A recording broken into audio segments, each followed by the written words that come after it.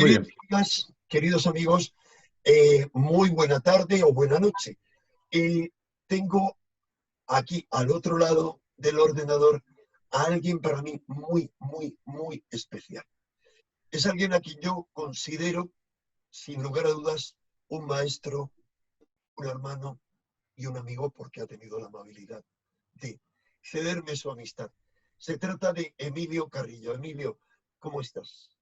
Hola Enrique, un abrazo enorme. Pues mira, estoy muy feliz de compartir contigo. La verdad es que lo hablamos ya hace algún tiempo y aquí está, ya se ha hecho realidad. Muchísimas gracias y muchas gracias por tus palabras. Nuestra relación es de amistad. Lo de maestro y esas cosas te lo agradezco porque sé que viene de la amistad que tenemos, pero eso es un poco exagerado. En cualquier caso, encantado de estar contigo. Igualmente, bueno, viene de la admiración, porque he de decir además que Emilio me sobrarían los dedos de la mano, absolutamente para decir, para poder encontrar personas parecidas a Emilio, porque aúna su autenticidad, sencillez, humildad, proximidad a un profundo conocimiento teórico y práctico de las cosas que habla y de otras muchas. No voy a extenderme en el currículum de Emilio, porque si el currículum de mi amigo, el doctor Poveda, ya resultaba excesivo, el de Emilio sería mucho más. Emilio, entre otras muchas cosas, es economista, es funcionario de alto nivel en la Diputación de Sevilla y ha sido vicealcalde de la ciudad de Sevilla, entre otras muchas cosas. Y autor de ¿cuántos libros, Emilio? Pues con el que está recién publicado, que somos varios autores, en total 65 en estos momentos, 65. Así que lo mejor es que en el texto, cuando veáis este vídeo, debajo hay el título y un texto, ahí os voy a dar los links al blogspot de Emilio, que es absolutamente imprescindible, y también el link a su último libro del que vamos a hablar hoy y otros libros, vídeos. Ahí tenéis una información enorme para la inmensa minoría de vosotros que no conozcáis a Emilio. Prácticamente todo el mundo le conoce y le admira como yo. Emilio, me gustaría que habláramos hoy de esa gran pregunta que todos nos hacemos. ¿Hacia dónde va el mundo? ¿Hacia dónde va la humanidad después de esta crisis? Pero si te parece, me gustaría, antes de responder a esa gran pregunta, de la que tú te encargas en tu libro Conciencia y Sociedad Distópica. Este es un proyecto que tú diriges, pero un libro que has publicado, vamos a dar el link abajo, en Adalid Ediciones, dedicado expresamente al coronavirus. Podríamos antes hacer podrías hacer un resumen de esos dos grandes interrogantes. ¿Cuál es para ti el origen del coronavirus como conclusión? Para mí es muy sencillo, Enrique, lo puedo responder muy rápidamente. Por supuesto, podría hacer muchas reflexiones, hacer referencia a todo lo que es un trabajo de indagación y de investigación, pero es muy sencillo. La versión oficial no es cierta porque el origen del coronavirus no es natural, es artificial. Hay pruebas abundantísimas al respecto y la duda que se abre es si, siendo artificial, el virus escapa o es lanzado a posta, o es lanzado a propósito. Personalmente, por lo que yo he indagado, no hay pruebas suficientes como para decir que el virus, siendo artificial, haya sido lanzado voluntariamente. Ahora mismo, yo creo que la tesis que tenemos que manejar es que ha sido artificial y accidental, sin descartar que haya sido accidental y voluntario, pero yo creo que la tesis ahora, por los datos que tenemos, ya veremos con el tiempo qué otra información nos va llegando, es que su origen es artificial y ha surgido al mundo a través de un escape, a través de un accidente. Coincidimos plenamente, Emilio. Tú hablas también en tu libro de las lecciones que deberíamos haber aprendido de dos pandemias anteriores, que son también otros tipos de coronavirus, la gripe aviar y la gripe porcina. ¿Qué lecciones debíamos haber aprendido y por qué no las aprendimos y no se pusieron en práctica? En esas dos pandemias, una vez que han pasado muchos años, porque estamos hablando de unas pandemias que ya hay una perspectiva temporal, ya ha habido una acumulación de información y datos más allá de las primeras noticias. Ahí no hay ningún tipo de dudas en estos momentos, Enrique, que fueron pandemias artificiales como esta y provocadas. Ahí no hay ningún tipo de duda que fueron provocadas. E intervienen personajes muy concretos, intervienen farmacéuticas muy específicas, el tema de las vacunas, cómo se gestiona, etcétera, etcétera. Y esas pandemias, todo, hay pruebas, insisto, más que suficientes para afirmar que fueron artificiales y provocadas.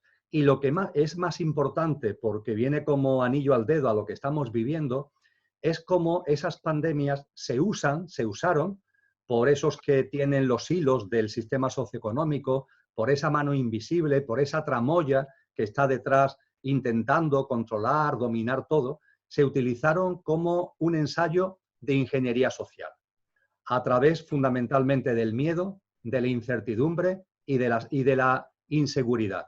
¿Y qué efecto tiene eso en el ser humano para convertirlo en un ser domesticado, que debido al miedo precisamente está dispuesto a aceptar lo que se le dice y sobre todo que está dispuesto a hacer suyo el hecho de que el pirómano se vista de bombero y aparezca como el salvador?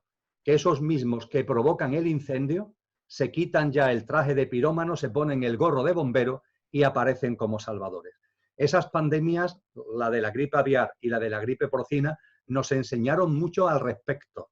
Como nos han enseñado mucho al respecto, Enrique, y soy muy conciso, la cantidad de estudios que se han hecho sobre lo que se ha dado en denominar la doctrina del shock. La doctrina del shock.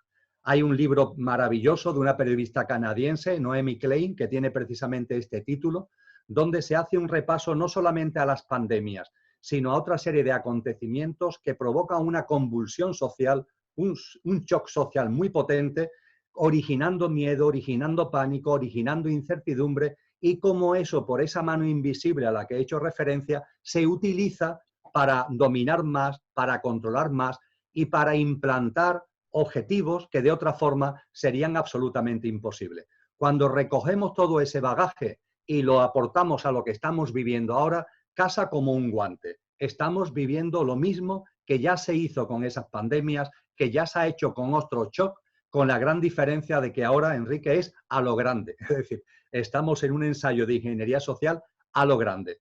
El virus es artificial, posiblemente no fue voluntariamente difundido, pero una vez que el virus sale, se le han aplicado toda esa estrategia, se le ha aplicado toda la plantilla que ya estaba muy bien diseñada y además a lo grande, como un gran ensayo de ingeniería social, que es ante lo que estamos.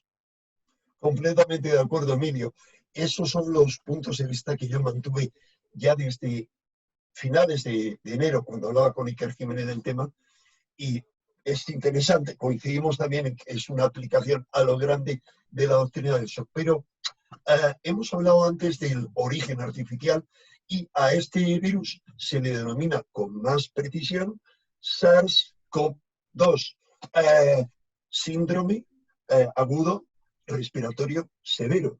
Es decir, ya hubo un SARS-1, un coronavirus SARS-1, y en aquella ocasión hubo dos fuentes diferentes que apuntaron a que tenía un origen en los laboratorios militares. Es algo que tú sostienes también en tu libro, que lo ha tenido ¿verdad? Sí, sin ningún ¿En tipo qué de duda. laboratorios? Porque ha habido discusión sobre si podía ser en Fort Detrick, americano, o en el laboratorio, en uno de los dos laboratorios de Wuhan. Sí, vamos, todo parece indicar que ha habido una primera fase de investigaciones en ese laboratorio norteamericano que tú acabas de citar y después, por una serie de circunstancias que incluso cuando se pone uno a relatarla parece que estamos contando una película de espionaje, pero lo cierto es que ese virus va caminando dentro del secreto de los laboratorios y termina en el laboratorio de Wuhan, que es de donde salta al mundo. Pero efectivamente su origen de toda esa pista artificial conduce inicialmente a Estados Unidos y termina en China. O sea, un robo, de alguna manera. O robo o... Sí, un espionaje industrial de industria bacteriológica, sí. Sí, sí. Has hablado de las élites y lo que yo te pregunto es, ¿hay una élite, digamos, un grupo principal tratando de controlar el mundo o, en tu opinión, hay grupos en pugna? para ver quién se hace con el control planetario y a través de qué medios. La élite, por su propia visión de las cosas, está en confrontación con ella misma, porque estamos hablando de una forma de ver la vida absolutamente egoica, egótica y egocéntrica, y por tanto insaciable. Con lo que el conflicto, la competencia, la confrontación, lo lleva, vamos a decirlo así, ya que estamos hablando de este tipo de cosas, vamos a utilizar la metáfora, lo lleva en los genes. Con lo que la élite no se trata de un grupo bien aunado, bien hermandado, sino que entre ellos también hay tensiones y hay trifulcas. En cuanto a quiénes son, es muy sencillo, Enrique, es muy sencillo porque afortunadamente hoy ya se disponen de multitud de datos, de estadísticas, que además están ahí a disposición de cualquiera. Y como economista además tengo la ventaja de que muchos de esos datos se mueven en el ámbito de la economía, que conozco bastante bien. Lo dejé ya hace unos años, pero durante 31 años he sido profesor de economía política en la universidad. Y conozco muy bien lo que son las informaciones, las bases de datos, las estadísticas, y muy brevemente, sabemos que desde el año 2015 es la primera vez que se produce en la historia y a partir de ahí ya se ha consolidado, el 1% de la población mundial posee más patrimonio y riqueza que el 99% restante.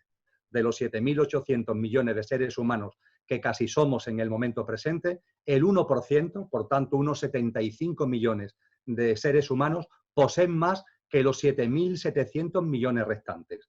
Pero cuando escarbamos ahí, nos encontramos que dentro de ese 1% hay un 1% que es el que realmente realiza esa acumulación y ese atesoramiento.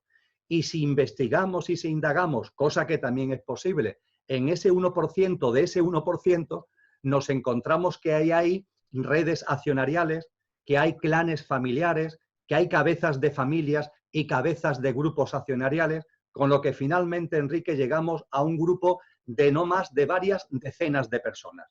No digo centenas, hablo de decenas. No me atrevo a decir si son 40 o 60, pero son unas pocas decenas de personas. Y esas pocas decenas de personas, a su vez, tienen en su mano los paquetes accionariales fundamentales de las grandes corporaciones empresariales y financieras.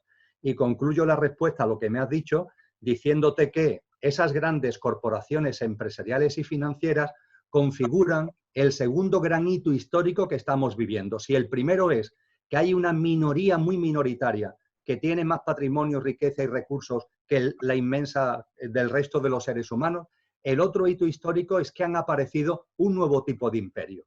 De esto todavía se habla poco, Enrique, pero es la realidad. Hoy estamos en una nueva era de imperios y no son imperios como hemos conocido históricamente, son imperios que se basan en estas corporaciones empresariales y financieras, que se han configurado como imperios.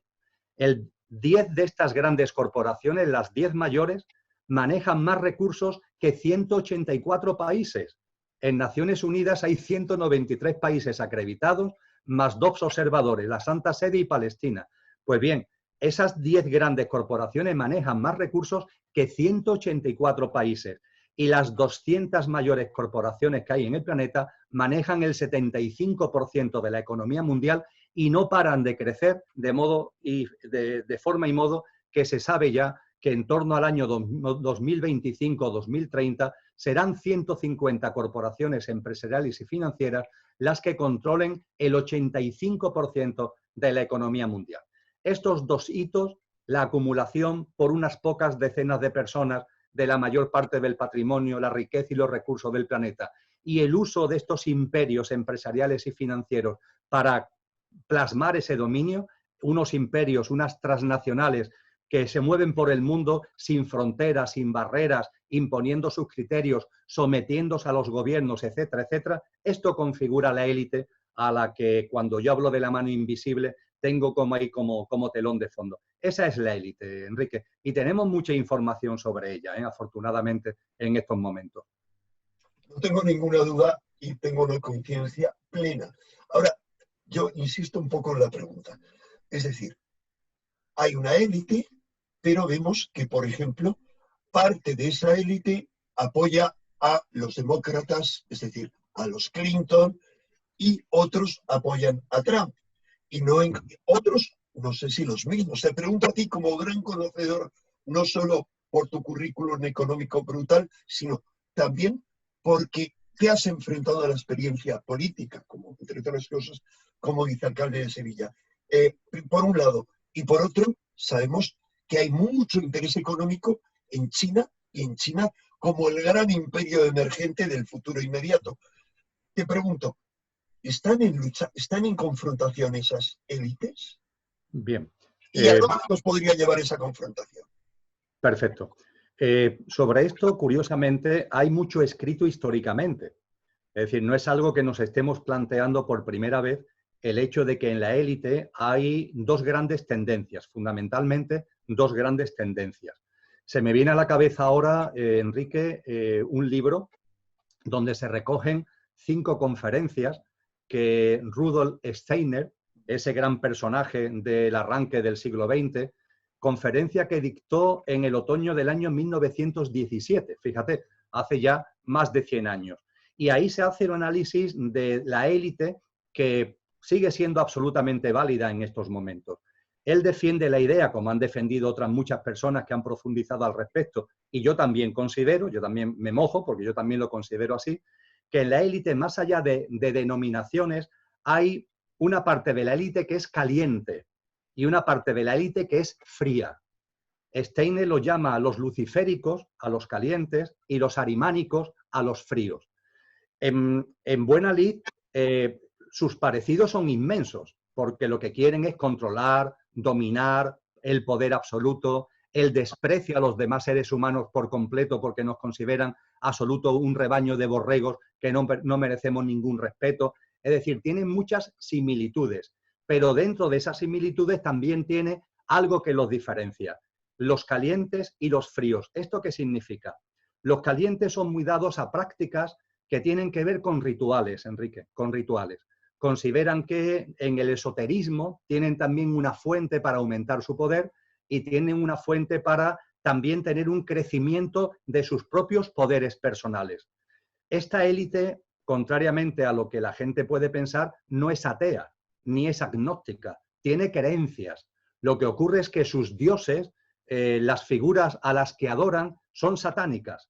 Me da igual que sean los calientes o los fríos, las figuras, los dioses a los que adoran, son satánicos. Cuando Wikileaks sacó tanta documentación sobre mucha gente, entre la enorme documentación que sacó fue correos electrónicos de personajes que pertenecen a esa élite, donde se ponía en evidencia que quedaban para adorar a determinadas figuras que tienen además una reminiscencia histórica antiquísima y que son claramente satánicas. Pues bien, los luciféricos, todos los ritos que hacen de ese tipo tienen que ver con sacrificios de sangre, tienen que ver con sacrificio de seres inocentes, porque consideran que eso les reporta una fuerza especial, tanto de animales, que son inocentes, también, aunque parezca un disparate y parecer que estamos locos cuando hablamos de este tipo de cosas, sacrificio de niños, hay mucha información al respecto, y esa es la parte, vamos a decir, caliente de la élite, que viene de antes, es decir, quien ha llevado el poder de la élite, quien ha dominado la élite históricamente,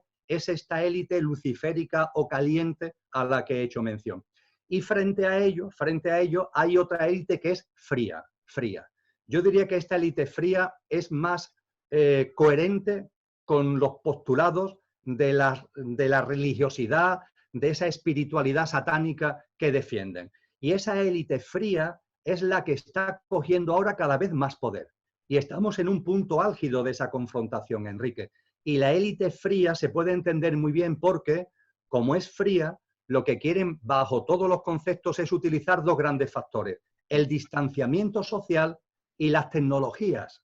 Fíjate, pero esto está ya dicho hace mucho tiempo, ¿eh? El distanciamiento social y las tecnologías, porque quieren enfriar a la humanidad, es su estrategia de poder, el enfriamiento. Y desde luego el distanciamiento social, el hacer que los seres humanos nos miremos con desconfianza los unos de los otros porque somos posibles contagiadores de algo que me puede provocar la muerte, etc. Y después unas tecnologías que son maravillosas per se, pero que utilizadas como ellos quieren que la utilicemos, lo que va a provocar es que nos aislemos, que nos incomuniquemos y que demos paso a una inteligencia artificial que por sí, obviamente, es fría. Eso define muy bien los parámetros por los que se mueve esta élite arimánica en la terminología de Rudolf Steiner, que es la que está cogiendo más peso y es donde hay una confrontación fuerte entre ellos en estos momentos. Sí, te voy a hacer una pregunta, pero entre tanto voy a buscar justo el libro al que hacías referencia, Lucifer y Ahriman de Steiner. Vamos a ver, me gustaría, si no te importa, que nos expliques mínimamente qué es Lucifer y qué es Ahriman en la terminología de Steiner, pero también a un recordatorio de que Steiner decía en esa época justamente que había una élite anglosajona penetrada por estas ideas con sociedades ocultas, no ya secretas, ocultas, que trataban de mantener el poder, mientras que en su opinión, por la doctrina de los ciclos, el poder mundial ya correspondía que pasara hacia los esclavos. Pero bueno, si quieres eso vamos a continuación. ¿No te importa, mientras que yo busco esto, definirnos qué es Lucifer y qué es Ahriman según Rudolf Steiner? Bien, según Steiner, y no solamente Steiner, hay autores que son antecedentes de Steiner y de los que Steiner bebe también, lo luciférico, lo primero que se caracteriza es que es un polo de lo satánico, y lo ahrimánico es otro polo. Hay que entenderlo como polos, como extremos polares, pero de un mismo fenómeno. Lo luciférico y lo ahrimánico forma parte de lo que Steiner, en lugar de llamar satánico, hace referencia con un nombre propio a Sohat, a lo sohático, a Sohat. Y Sohat tiene como dos presencias, la luciférica y la ahrimánica. Ojo, porque Steiner también dice que, por supuesto, en lo luciférico como en lo ahrimánico, en sí, cuando vamos salvando las dualidades del bien y del mal, ahí hay componentes que, si son usados de una forma racional, con sentido común, con discernimiento y con conciencia, aportan muchas cosas positivas. El problema es cuando esos componentes se utilizan de forma egoica, no para el servicio de la comunidad, sino para el servicio de mí mismo. De tal forma que, a lo que voy, porque no me quiero enrollar ni salir por las ramas, Sohat es el fenómeno. Todo lo que quieras, Emilio, que todo es puro en baño. Sohat es el fenómeno que nosotros coloquialmente llamamos satánico, y lo luciférico y lo ahrimánico son dos polos que, como el frío y el calor, son distintos, pero forman parte del mismo fenómeno. El frío y el calor forman parte de la temperatura, es decir, de la energía cinética, que cuando se mueve rápidamente da sensación de calor, cuando se mueven las partículas de forma más lenta o están estáticas, dan sensación de frío. Por tanto, esto tiene mucho que ver con los extremos polares.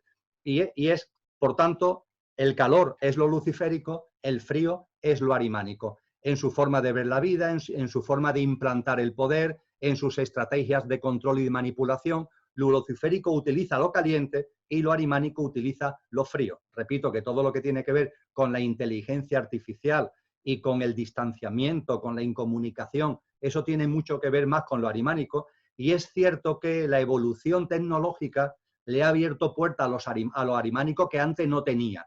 De ahí que la preponderancia de lo luciférico se esté escorando hacia el campo ahrimánico. Te agradezco muchísimo que nos hables de esto, porque frecuentemente las cosas que yo digo suenan a cosas de loco. Recuerdo a todos nuestros amigos que tengo pendientes, entre otros temas, hablar de esa magia ritual planetaria, pues desde los asesinatos de Kennedy o de Lady Di, por no remontarnos más allá, hasta otros rituales mucho más recientes. Y de alguna manera, Emilio, yo veo que en toda esta pantomima que han organizado en torno a la COVID-19 hay mucho de ritual. El hecho de ponernos un bozal, el hecho de lo que tú has dicho de la tecnología, el distanciamiento social, hacernos sentirnos culpables si tomamos contacto de contagiar a otros. ¿Cuánto hay en eso de ritual? Ritual de dominio colectivo de la granja humana.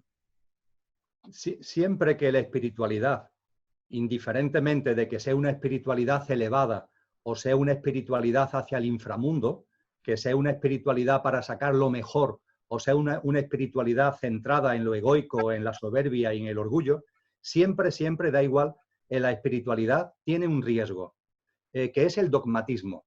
El dogmatismo. Y estas corrientes que estamos comentando son muy dogmáticas. Y el dogmatismo utiliza siempre los rituales y el culto, Enrique. Es una característica de la espiritualidad cuando se dogmatiza, y me da igual hacia qué lado se dogmatice, es los rituales, el culto, con todo lo que ello conlleva. Y esta élite además tiene una característica que no tienen ningún problema, se consideran tan impunes, porque de hecho lo son, porque se mueven por el mundo a su antojo, que tienen un ritual que hay bastantes pruebas de ello, más allá de prácticas mucho más escabrosas con niños, etcétera, pero tienen un ritual que consiste en adelantar, escenificando los acontecimientos que van a provocar. Es decir, aquello que tienen en su agenda lo escenifican a modo de ritual antes de ponerlo en marcha. Y cuando digo antes, estamos hablando de varios años antes de ponerlos en marcha. Y desde luego hay una escena que yo había olvidado por completo, Enrique, por completo, pero que cuando un buen amigo me la recordó, se me puso los pelos de punta, que fue el arranque, la ceremonia inaugural de los Juegos Olímpicos de Londres del 2012. Claro, ahí está todo dicho, es decir, quien pueda poner en duda que se ritualiza y se adelanta lo que va a ocurrir, por favor, que vea las imágenes de la inauguración de los Juegos Olímpicos de Londres del año 2012, porque ahí está todo lo que tiene que ver con la pandemia, la gente hospitalizada, la multitud de camas de personas hospitalizadas, las figuras que geométricamente asemejan al famoso coronavirus. Es que no tiene desperdicio, Enrique. Así que esta élite es muy dada a los rituales y además practican con antelación lo que después va a suceder a través de los rituales. No puedo estar más de acuerdo, pero además los reduccionistas de siempre dirán, bueno, es que es una casualidad. Es que son muchas. Es que el ritual del túnel de San Gotardo, que corresponde a lo que viene después de esto, con 4 jefes de gobierno delante, con Angela Merkel con cara atónita diciendo, ¿de qué va esto? Es que es increíble. O sea, son tantas que hay pocas dudas a ese respecto. Ahora, hay que tener en cuenta, Enrique, que a los seres humanos nos desprecian, ¿eh? Es decir, nos tienen por absolutos borregos, absolutamente alienados y atontados, y actúan impunemente, del modo y manera que cuando empezamos a ver, no para quedar pillados por ellos, porque ni tú ni yo somos adictos a las conspiraciones, sino que tenemos centrado nuestro corazón y nuestra alma y nuestro quehacer a construir lo nuevo. Pero cuando empezamos a ver lo que ocurre, con un poquito de sentido común y de inteligencia, todo se abre, ¿no? Todo se abre. Con razón decían los mayas que a partir del 2012 entraríamos en la sala de los espejos, ¿no?, que ellos hablaban, porque todo se ve. Gracias por haber comentado eso, Emilio. Yo hago aquí un primer reconocimiento de por qué yo no tenía dudas y hace 2 años hablaba, a partir de diciembre de 2019 todo va a cambiar. Porque de diciembre de 2012, que es cuando comienza eso que tú dices, a diciembre de 2019 hay 7 años. Al igual que hay otros 7 años hasta finales de 2026 o 27. Pero de eso ya hablaré en otro vídeo de por qué digo eso. Vamos a ver, has estado hablando de demasiadas cosas que sería necesario profundizar. Por ejemplo, todo ese tema de los niños, con también como lo que para mí es una forma de desinformar o intoxicar las historias que circulan acerca de cientos de miles de niños, por no decir millones, rescatados de infinidad de túneles subterráneos en Estados Unidos. Habrás oído esa historia, ¿verdad? Sí, De que hay militares. ¿Crees que eso tiene un fundamento serio? O, como yo pienso, que es una desintoxicación. No me interesa tu opinión. Yo invito en este sentido el libro al que has hecho mención, Consciencia y Sociedad Distópica, Coronavirus, Estudio del Caso. Ese libro lo hemos ido redactando durante 2 años. Lo que ocurrió es que cuando lo dimos a la editorial en marzo, que es cuando estaba previsto en marzo del 2020, ocurrió lo que ocurrió y la editorial cerró. Y claro, los coautores, los que estamos en el proyecto de investigación Consciencia y Sociedad Distópica, vimos una oportunidad magnífica para añadir un capítulo, que es ese estudio del caso del coronavirus, porque nos dimos cuenta de que todo lo que ya estaba recogido en las 350 páginas del libro casaba perfectamente con lo que estaba ocurriendo con el coronavirus. y le añadimos un capítulo muy amplio, el libro finalmente tiene 430 páginas, que se llama precisamente así, Coronavirus, estudio del caso.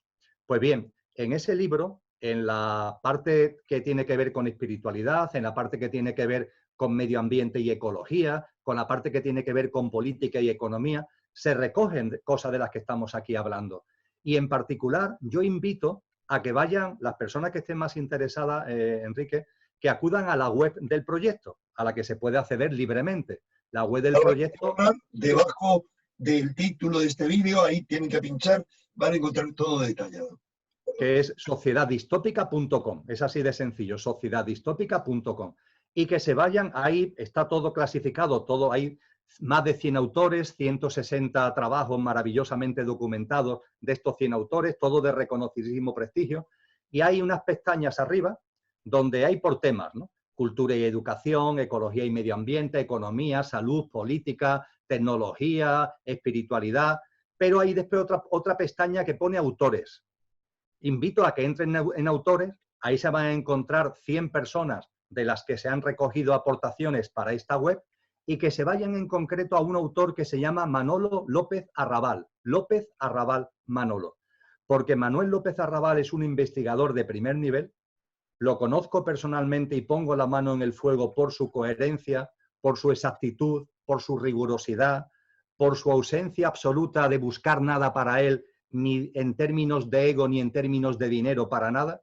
Y en los artículos de Manolo López Arrabal hay una documentación enorme. Aconsejo leer el artículo sobre la agenda del nuevo orden mundial, aconsejo leer especialmente para este asunto, Enrique, el texto que tiene como título inicial La falocracia, y ahí se recoge una serie de documentación que a mí cuando Manolo me lo pasó hace un tiempo, de verdad, que no me lo quería creer, ¿eh?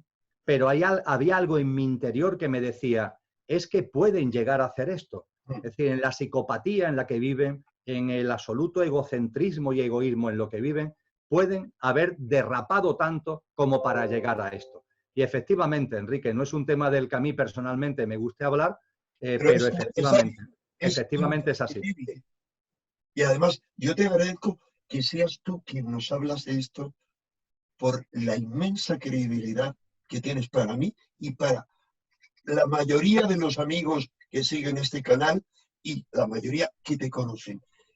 O sea, ¿crees que se puede llegar a algo tan degradado? Y por un lado, y la otra pregunta es, lo que yo cuestiono, pero lo que me interesa es tu opinión, es que haya decenas de miles de militares en Estados Unidos como una fuerza de salvación que están invadiendo esos subterráneos, utilizando incluso mini bombas nucleares, etcétera, para liberar a esos niños.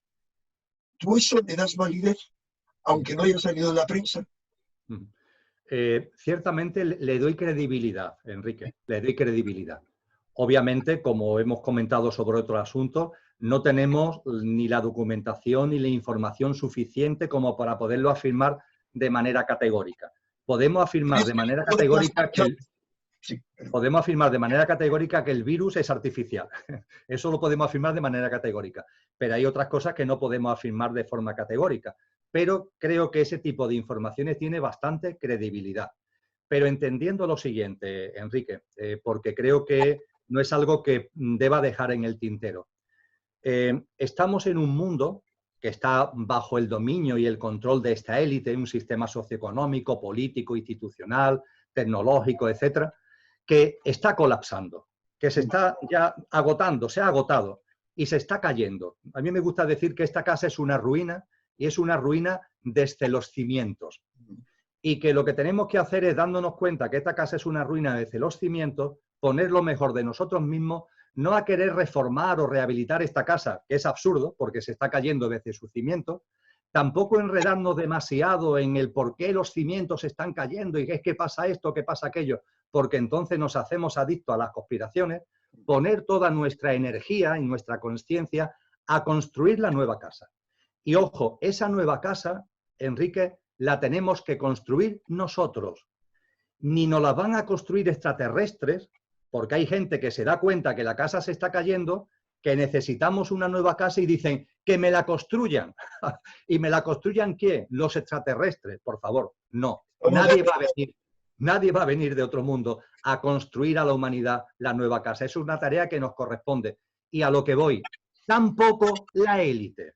Es decir, hay gente que mantiene la idea de que dentro de la élite hay una élite buena, entre comillas, y que esa élite buena va a maniobrar para acabar con ese viejo mundo y poner delante de nosotros un nuevo mundo. Pues bien, yo soy muy claro, ese teórico nuevo mundo no sería nuevo, sería más de lo mismo. Es lo que en definitiva, en el diálogo tan maravilloso con Fabricio, en la novela del gato pardo de Lampedusa, se dice con toda claridad, cambiemos todo para que todo siga igual. Entonces, no pongamos la vista en esa élite, las esperanzas en esa élite, la tenemos que poner en nosotros, la tenemos que poner en sacar de nosotros lo que ya somos, porque esa nueva humanidad está en ti, Enrique, esa nueva humanidad está en mí, esa nueva humanidad está en los seres humanos. Y lo que nos corresponde es ponerla ahí, plasmarla, la parusía, la presencia de la que habla el cristianismo, ponerla ahí. Y poniéndola ahí será la forma en la que en común unión, construyamos la nueva humanidad. Así que no nos enredemos tanto en el juego de una élite que está corrompida, toda ella, que está en trifulcas internas, que está en peleas internas, y no pongamos la esperanza de que ellos sean la promotora, la constructora que nos cree la nueva casa, porque eso es una quimera. Totalmente de acuerdo, sigo a las conclusiones. Nosotros habíamos hablado antes tú y yo de hacer 2 entrevistas, lo que pasa es que 2 temas distintos, hoy dejarlos grabados, pero me parece tan esencial, tan esclarecedor todo lo que estás comentando, que si no te importa, Emilio, hacemos una entrevista más larga para quienes les interese. Los amigos que están suscritos a este canal piden entrevistas largas y profundas como la tuya. Y al que no le interese, pues tiene muchos programas de televisión o muchas cosas para distraerse. Entonces, siguiendo con eso, es un punto que me importa mucho dejar claro por la situación explosiva que hay ahora en Estados Unidos, de toda esa, digamos, réplica contra el poder establecido y los que votan a Trump y sustentan a Trump por parte del movimiento Antifa, al que él pretende declarar terrorista, incluso sacar las tropas a la calle. Esto ocurre después de que el movimiento QAnon y otra serie de gente digan como que presenten a Trump como el salvador y asocian esto a la liberación por parte de militares de esos niños, etcétera, diciendo los demócratas, los Clinton y demás son los malos y como Trump el bueno. ¿Qué puedes decirnos a ese respecto? Ya has dejado antes claro el tema, pero por favor, no te importa profundizar en ello. ¿Cuál es tu opinión? Bueno, tiene que ver con lo que hemos venido ya compartiendo. Sí. La élite fría es consciente y tiene todos los datos sobre los excesos de la élite caliente, sobre los cultos, sobre los ritos, sobre los sacrificios, tiene todos los datos. Y yo no tengo ningún tipo de duda que en el conflicto muy acentuado que hay entre ellos, todo esto va a salir a la luz debido precisamente a la convulsión interna que hay dentro de la élite. Todo o gran parte está saliendo y va a salir a la luz debido a ello. Y yo no tengo ninguna duda de que la élite fría va a divulgar, aunque sea en cuentagotas, informaciones que tienen que ver con los excesos de los calientes para desacreditarlos e incluso para poder utilizar instrumentos legales, judiciales y militares en contra de esa otra élite en la que ten en cuenta una cosa además que es enormemente importante.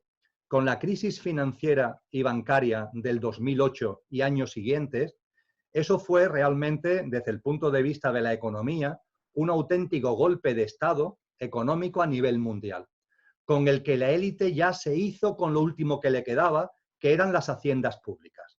Como muy bien ya había escrito grandes expertos como Zygmunt Bauman, se había instalado una raza de deudores, es decir, una nueva raza de esclavos a través del crédito, del préstamo y de la deuda. El ciudadano, la familia, las empresas estaban ya cogidas, pilladas por un nivel de endeudamiento absoluto que le impedía vivir en consonancia con lo que quisieran hacer o cambiar su vida en consonancia con lo que pudieran sentir. Ni en términos individuales, ni familiares, ni empresariales, eso era ya posible por el enorme peso del endeudamiento en el que habían caído. ¿Qué es lo que quedaba fuera? Los estados. Es lo único que quedaba fuera. Y eso ya tampoco dejó de existir con la crisis financiera del 2008, porque los estados, como todos sabemos, se han endeudado hasta las cejas. Se lanzaron a salvar a la banca privada con recursos públicos y finalmente se han convertido en los deudores de esa banca privada. Con lo que la raza de deudores ya está completa. Y esto lo que significa es que esta élite a la que estamos haciendo mención, y ojo, porque los Clinton o los Kennedy o los Trump, etcétera, no son la cúspide de esa élite, ¿eh? No son la cúspide. No dejan de ser segundones a los que se le mueven los hilos desde lo que están realmente en la cúspide. Pues bien, en esa cúspide que realmente es la que controla, se han hecho con todo, Enrique, se han hecho con todo. Y eso hace que, como ya tienen todo, las trifulcas entre ellos, los conflictos entre ellos, aumenten más que nunca.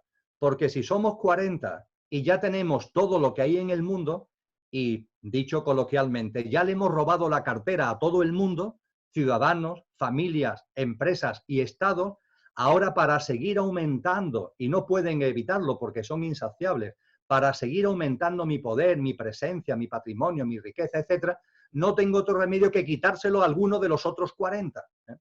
Y ya está, ese grupo, yo no sé si son 40, o son 20 o son 80. Hablo con 40 por decirlo coloquialmente, ¿no? Entre esos 40 hay facciones, hay grupos que están enteramente en conflicto. Y el grave problema es que los conflictos de la élite finalmente nos repercuten a todos, porque conllevan conflictos sociales, conllevan juegos sucios que después tienen impacto en el ciudadano, conllevan conflictos bélicos, etcétera, etcétera, etcétera. Y nos pueden conducir a algo como la Primera o la Segunda Guerra Mundial, en las que estaban enfrentadas esas élites. Y no estaban tan enfrentadas como actualmente, Enrique. Y nos llevaron a esas grandes confrontaciones bélicas y no estaban tan enfrentadas como están ahora. Con lo que a donde nos van a llevar ahora yo no lo sé. Lo que sí sé es que vamos a vivir acontecimientos distópicos que tienen que ver con dos cosas.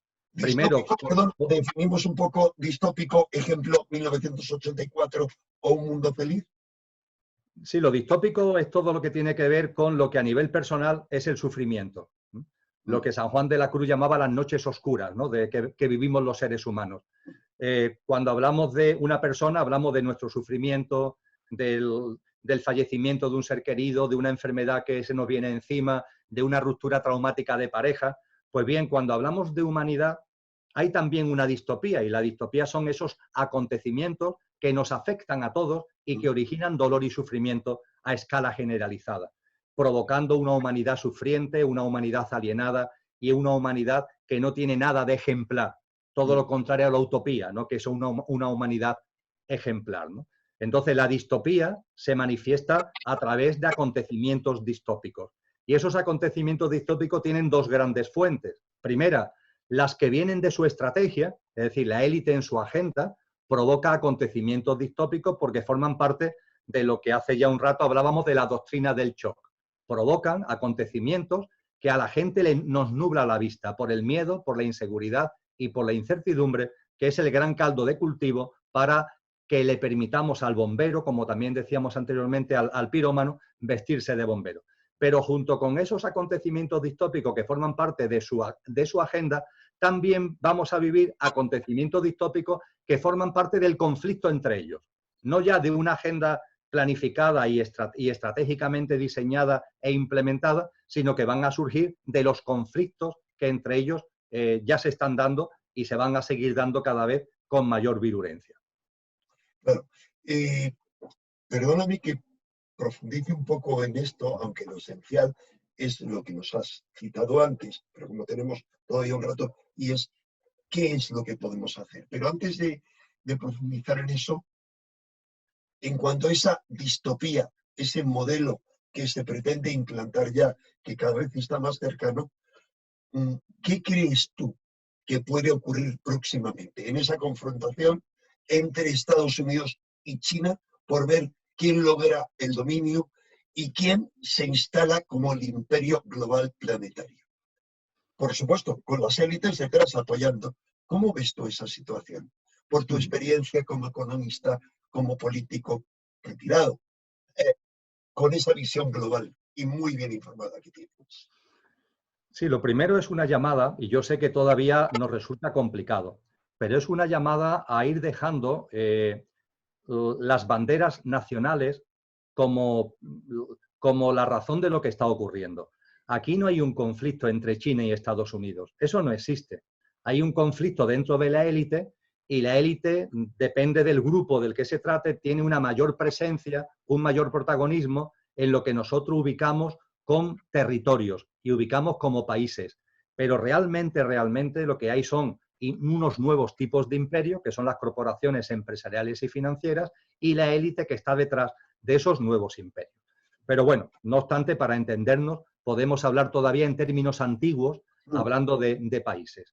Hombre, lo primero que vamos a vivir, sin ningún tipo de duda, Enrique, es una recesión económica que ningún economista serio sabe a dónde va a llegar.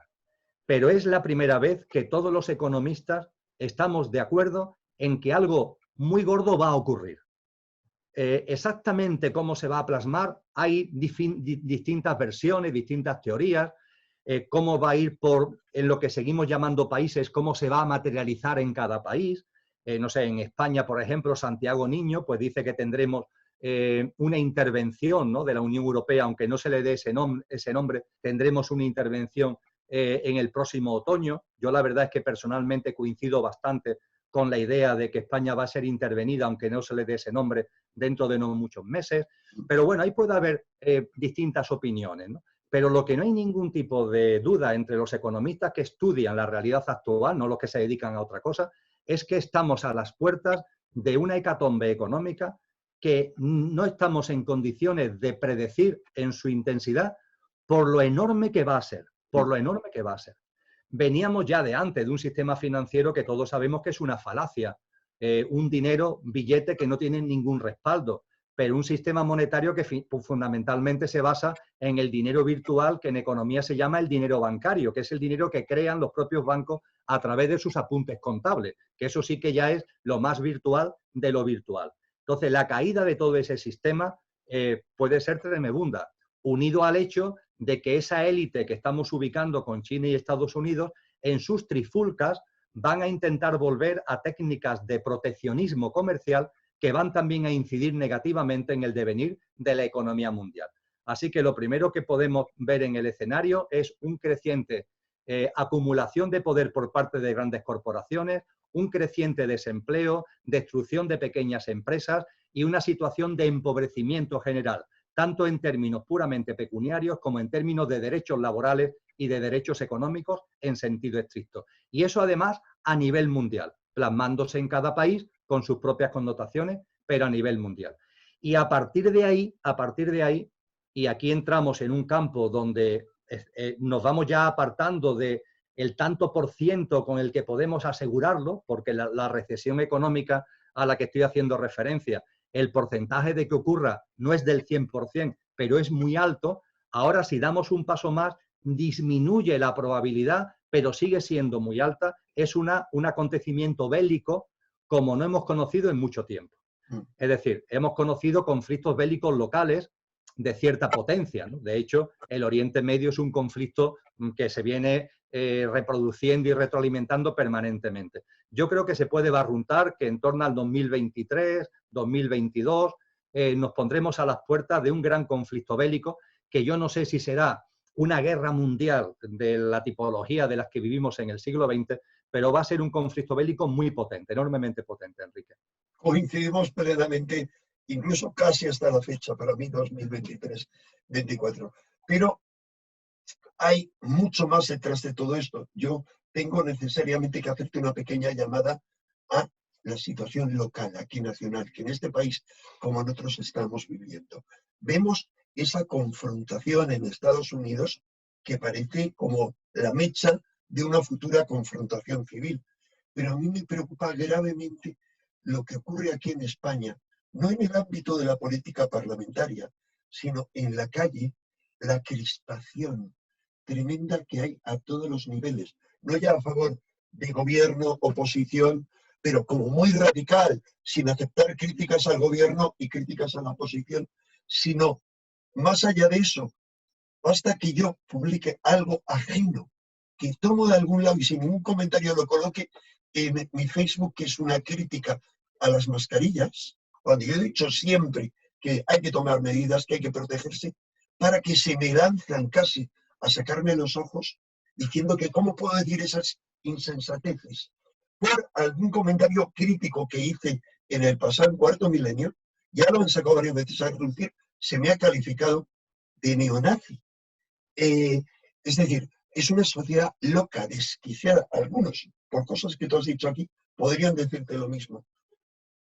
Te pregunto, tú has sido una persona que has tenido una experiencia política.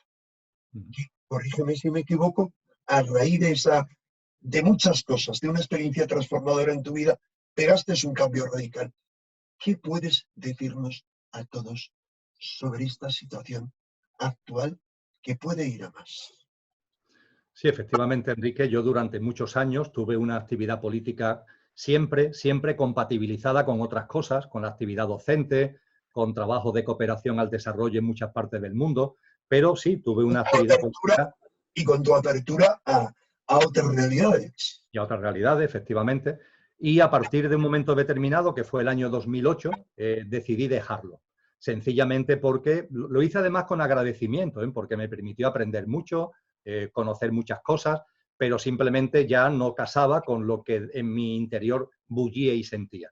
Y con toda tranquilidad, como yo nunca he dependido de la política para tener un sueldo, mi sueldo está asegurado porque soy un alto funcionario, como tú decías, y no necesito la política para vivir ni para sufragar mis gastos cotidianos. Y además, para colmo, tengo una vida bastante sencilla porque eso no es ningún tipo de echarme flores, sino que es verdad. Mis padres me enseñaron a vivir una vida sencilla y mi esposa también es una persona de una vida muy sencilla, pues dejé lo que sentía que ya para mí no me decía nada. Lo dejé con cariño, dimití de las responsabilidades que tenía públicas y asuntos solucionados y me dediqué a lo que realmente me importa.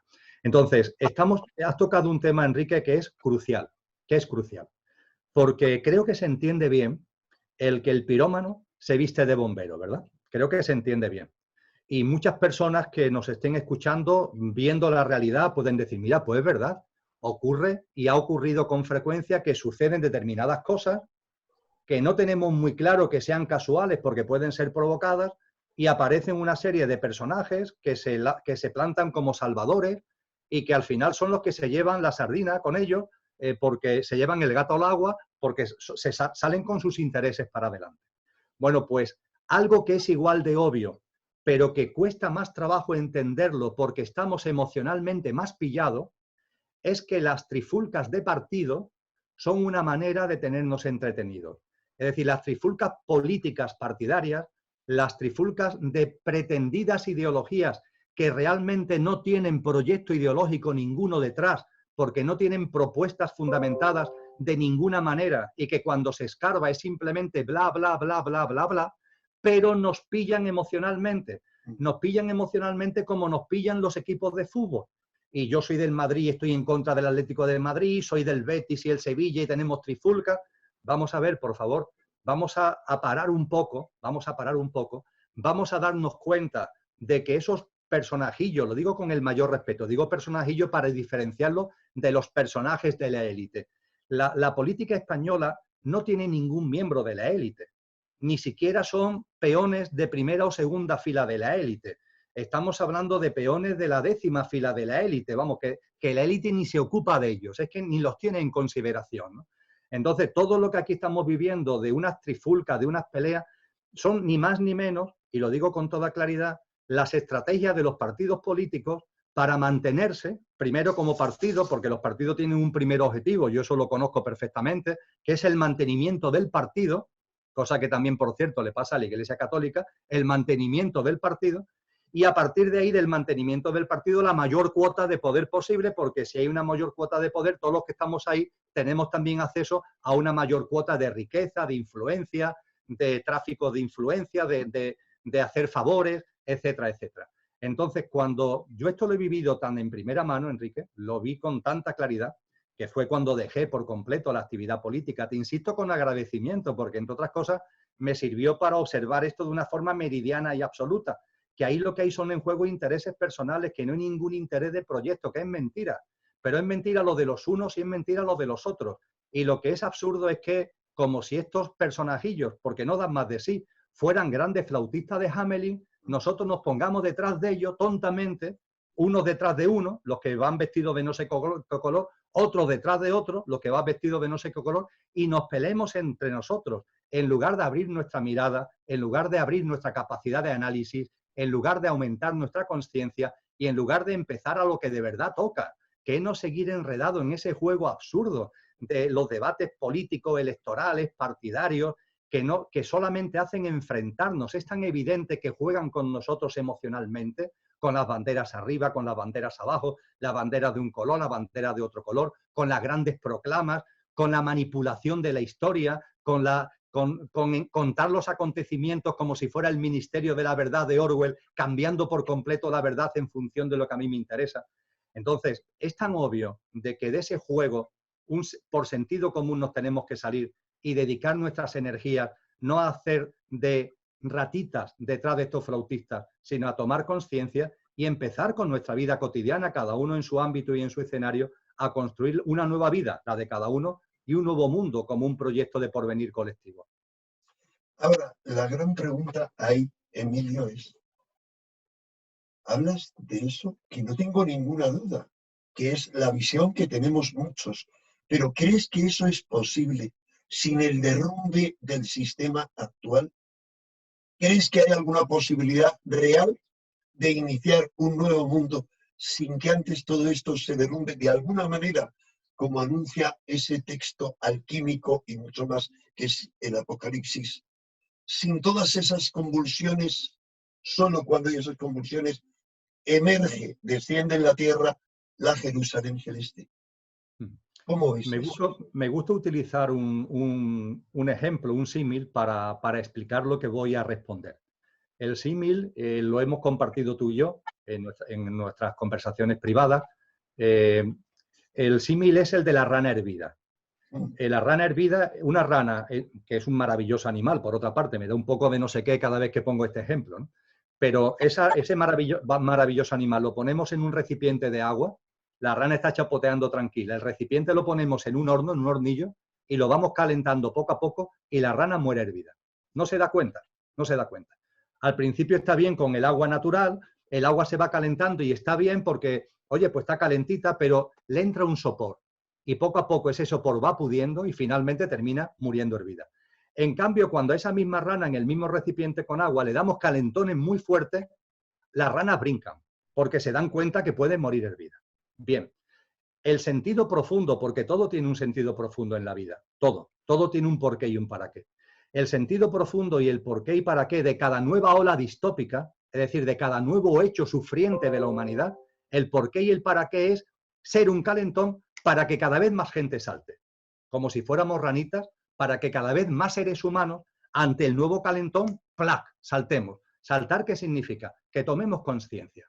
Que tomemos conciencia de lo que ocurre, que tomemos conciencia de nosotros mismos y empecemos a vivir de otra manera.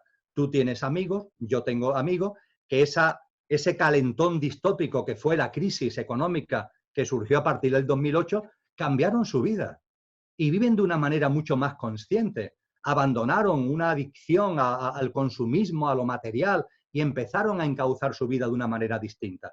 Cada nueva ola distópica, cada nuevo hecho distópico sirve para que cada vez más gente tome conciencia. A partir de ahí, la gran pregunta: ¿cuántas olas distópicas se van a necesitar para que haya un número de seres humanos cada vez mayor que podamos configurar ese nuevo mundo? Pues bien, ahí lo que nos anuncian los antiguos maestros y las antiguas tradiciones espirituales, yo estoy total y absolutamente de acuerdo con ellos. Y es que tienen que venir acontecimientos distópicos muy fuertes, Enrique, muy fuertes, mucho mayores de estos que estamos viviendo en estos momentos, aunque lo que estamos viviendo en estos momentos ya nos atisben por dónde pueden ir los tiros, una enorme situación de recesión económica, conflictos bélicos, el aumento del estado policial y digital a nivel mundial. Ya vemos que hay apuntes de por dónde van estos nuevos acontecimientos, pero sí, creo que se necesitarán convulsiones muy fuertes, apretones muy fuertes, para que haya un número suficiente, como lo queramos denominar, masa crítica, como queramos llamar, que podamos sacar lo mejor de nosotros mismos y configurar el nuevo mundo. Así que lo que barrunto es que no hemos terminado ni mucho menos con este proceso y que estamos como si estuviéramos en la playa, en la orilla, y viéramos olas. Y las olas van a ir llegando una detrás de otra. Y yo sé que hay personas que me dicen, pero Emilio, si yo ya he tomado conciencia, yo ya me he dado cuenta de cosas, ¿por qué tengo yo que estar viviendo este tipo de acontecimientos? ¿Por qué no hay algo que me saque a mí de estas trifulcas y de estos líos? Pues simplemente porque tenemos que acompañar desde lo mejor de nosotros mismos, Enrique. Es una labor de acompañamiento. Estamos en un huracán de magnitud aceleradamente creciente. En el huracán de magnitud aceleradamente creciente lo que corresponde no es salir corriendo, sino situarte en el centro, porque es en el centro donde no hay viento, donde la temperatura es cálida y el cielo está despejado. Esto significa situarte en tu centro, en tu presencia, el ir sacando lo mejor de ti, ir viviendo, quitándote los sistemas de creencia, los implantes, los programas informáticos, las influencias que toda esa élite ha metido en ti, la competitividad, el dominio y el control del que hablábamos, lo han metido en nuestra vida. Tenemos que darnos cuenta que en nuestras relaciones familiares, nuestras relaciones personales, por ejemplo, reproducimos ese control, queremos llevar la razón, queremos imponer nuestros criterios, competimos, queremos controlar a los demás. De todo eso nos tenemos que ir quitando para poder sacar, insisto, lo mejor de nosotros mismos. De esa forma nos pondremos en el centro de este huracán de magnitud aceleradamente creciente, y ese huracán es aceleradamente creciente. En definitiva, los nuevos acontecimientos distópicos van a llegar, Enrique, yo no tengo ningún tipo de dudas. Y termino compartiendo contigo lo que tú sabes de sobra. Y es que esos maestros, a los que algunos llaman profetas, no eran adivinos. No eran adivinos. No se trata de hacer adivinanza. ¿A qué maestros te refieres? Bueno, estoy haciendo referencia, por ejemplo, a alguien que fue mucho más que un maestro, que fue Cristo Jesús, Jesús de Nazaret, que en Mateos 25 y en Mateos 24 es clarísimo, cuando habla de los tiempos de la desolación y los tiempos de la tribulación, es clarísimo hablando del momento presente. Pues bien, esas figuras insignes no son adivinos, lo que son sabios. Y como sabios, saben muy bien cómo funcionan los ciclos y cómo evoluciona la consciencia. Fíjate, cómo funcionan los ciclos y cómo evoluciona la consciencia. Y saben que todos los ciclos tienen un punto de agotamiento y que cuando se llega a ese punto de agotamiento, que es el que está en la humanidad actual, en esa célula, en esa humanidad o en lo que sea, en ese ciclo, hay fuerzas involutivas que se niegan a que aparezcan lo nuevo y hay fuerzas creadoras y creativas que, como en las células a través de la gemación o la mitosis, provocan el nacimiento del nuevo ciclo, en nuestro caso, de la nueva humanidad. El funcionamiento de los ciclos es algo que está en el cosmos por todos sitios y estos maestros lo conocían y conocían cómo evoluciona la consciencia. Y la consciencia, la tuya, la mía, la personal, pero también la colectiva, ¿cómo se impulsa? Pues se impulsa cuando actuamos desde el corazón, con altruismo, con generosidad, con compasión, con comprensión, con solidaridad, con cooperación, con empatía. Cuando actuamos de esa manera, impulsamos nuestra evolución en consciencia y contribuimos a la evolución en consciencia de la humanidad, pero la distopía también nos ayuda por el fenómeno de la rana hervida, porque esos calentones, las noches oscuras que vivimos personalmente y los acontecimientos distópicos que vivimos colectivamente, son calentones que también ayudan a evolucionar en consciencia, con lo que la consciencia evoluciona, utilizando una metáfora final, como un tren sobre dos raíles, el raíl de la utopía y el raíl de la distopía, en lo personal y en lo colectivo. Y cuando esto se ve, las cosas se ven de otra manera, con mucha más calma, con mucha más serenidad y también con mayor compromiso y responsabilidad con uno mismo y con los demás. Perdón, tú me dirás cuándo cortamos porque hemos sobrepasado ya el tiempo que yo había convenido contigo. Lo que pasa es que si a mí me tienes absolutamente atrapado y quiero más, todos los amigos que realmente se identifican con este canal estarán igual o más que yo. ¿Nos puedes conceder 5 minutos más? Sí, por supuesto que sí, Enrique, encantado. yo insisto un poco, todo lo que tú dices es clarísimo. Ya estás apuntando a cómo tiene que ser el germen de esa nueva humanidad, pero tengo que insistir. Este sistema de control al que vamos, en el que para mí se utiliza tecnología, ya no toda la tecnología, digamos, de móviles y el 5G, sino mucho más otra tecnología oculta para mantenerlos zombificados. Bueno, si no fuera suficiente con las televisiones y con los móviles por doquier. ¿Tú crees que es posible que haya ese salto sin que haya un stop, sin que eso se pare, sin que eso entre en colapso? ¿Crees que lo van a permitir? ¿Crees que podrían incluso permitir que iniciáramos un nuevo proyecto de futuro en Ecualdeas, viviendo de otra manera? ¿Crees que es posible eso sin el derrumbe de esta civilización? Rotundamente no, Enrique, no es posible, bajo ningún concepto. Cuando hablo de sacar lo mejor de nosotros mismos, de empezar a vivir de otra manera, eso tiene que basarse en el compromiso con uno mismo, eso tiene que basarse en el compromiso con la gente con la que podemos convivir y con la que podemos compartir, pero siendo consciente que no dejarán de ser puntitos de luz en medio de una enorme borrasca. Y yo no tengo ninguna duda de que será necesario, porque además Cristo Jesús y personajes insignes lo han dicho con toda claridad, será necesario ese gran apagón, por así decir, ese gran colapso del sistema para que se produzca el surgimiento de lo nuevo. Es decir, hasta que lo viejo no colapse total y absolutamente, lo nuevo no puede surgir. Y claro, esto puede ser que cuando lo hablamos así, tú y yo con esta claridad, los dos, tú y yo no tenemos ningún miedo. Damos por hecho de que esta es la evolución lógica, que esto tiene que ser así. Yo sé que esto cuando se comparte de esta manera hay personas que le entra miedo, pero nuestro objetivo, ni el tuyo ni el mío, es meter miedo absolutamente a nadie, sino es simplemente poner en evidencia la realidad. Y hay algo que lo puede ayudar a entender muy bien, Enrique, por volver a utilizar metáfora y ejemplo que creo que es muy útil. Los agujeros negros. Los agujeros negros chupan, atrapan todo. Atrapan planetas, sistemas solares, toda la energía que hay en una parte de una galaxia, todo lo chupan. ¿Cómo terminan los agujeros negros? ¿Cómo fracasan, entre comillas, de éxito? Es decir, el propio éxito del agujero negro es lo que hace que colapse el agujero negro.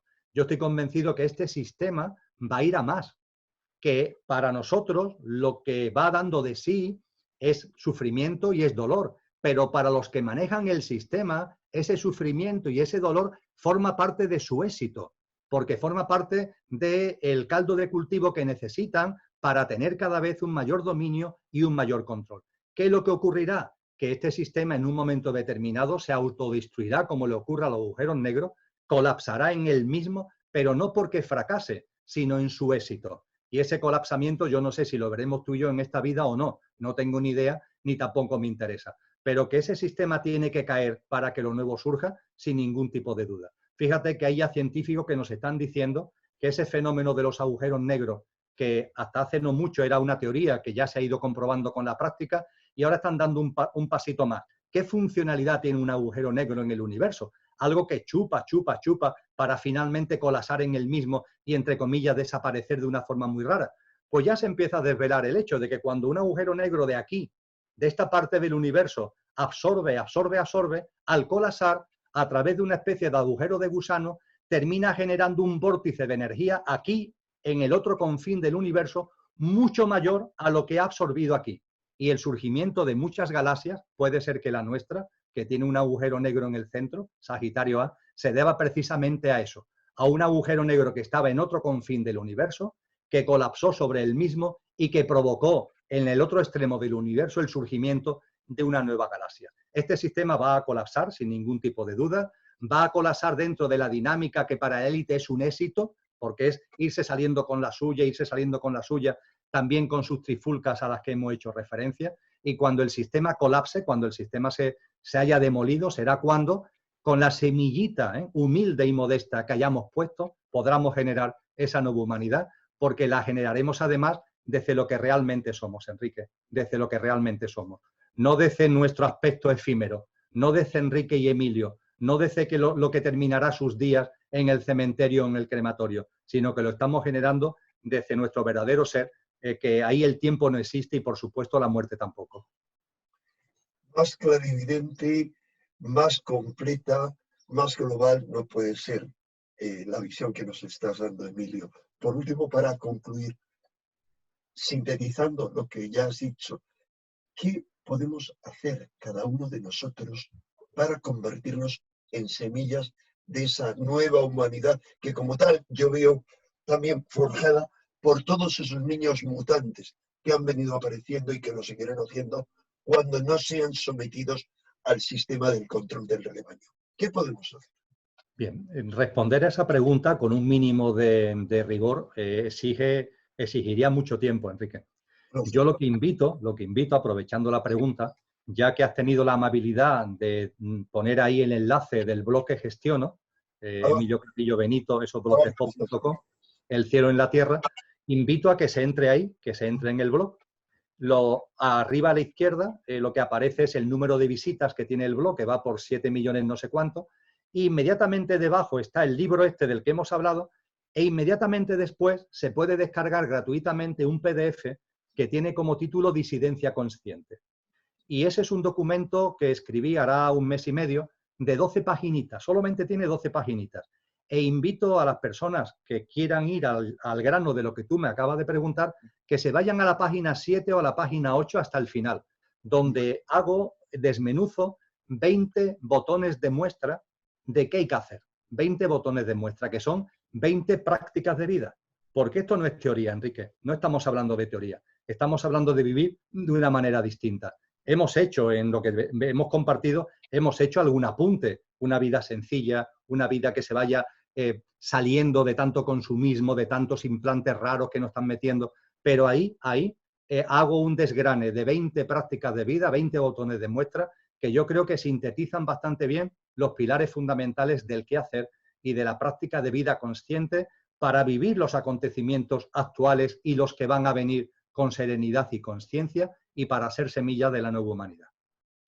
Solamente hay que salirse dentro de esta dinámica a la que hemos sido conducidos y nos hemos dejado llevar de a ver qué me cuentan, a ver qué me dicen, a ver si los extraterrestres me resuelven, y molestarse en entrar ahí, estudiar, dedicar un tiempo e incorporarlo en su vida. Emilio, te he robado ya demasiado tiempo. Ojalá que en un futuro podamos volver a hablar de otros temas que nos habíamos planteado grabar hoy. Te agradezco inmensamente, no ya tu tiempo, sino esa profundidad global y al mismo tiempo de detalle que nos has dado. Ha sido un regalo inmenso, Emilio. El agradecimiento de verdad, Enrique, es mío, de corazón. Ha sido un placer compartir contigo.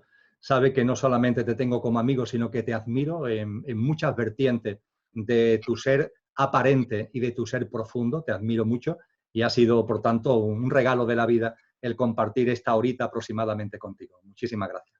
El regalo ha sido mío, Emilio. Van a encontrar ahí abajo todos los que están viendo este canal la información y también, porque hemos preferido no desglosarlo, el currículum de Emilio para que vean que no solamente hemos estado hablando, escuchando a un gran maestro, yo te califico así, soy libre para hacerlo, sino a alguien con una formación y con una experiencia brutal en muchos aspectos, muy superior a la de muchos dirigentes de uno y otro tipo. Emilio Carrillo, muchas gracias, hasta siempre, y sigue caminando y conduciéndonos, no sé si hacia la luz o como Moisés, a través de ese pasillo sobre las aguas que se agitan a un lado y a otros, como tú dices, situándonos en el centro del huracán. Gracias, Emilio. Un abrazo muy fuerte para todos. Muchas gracias.